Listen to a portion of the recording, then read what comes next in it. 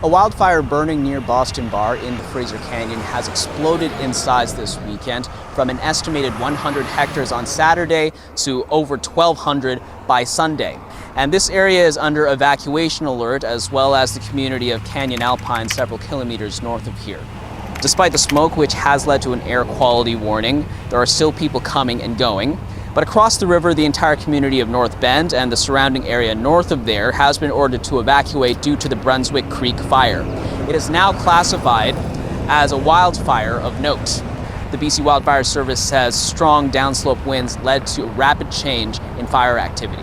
The Fraser Canyon is known for strong winds. So after strong downslope winds gusting 40 to 50 kilometers an hour in the afternoon yesterday on July 4th, we did see that big increase in fire behavior, and that increase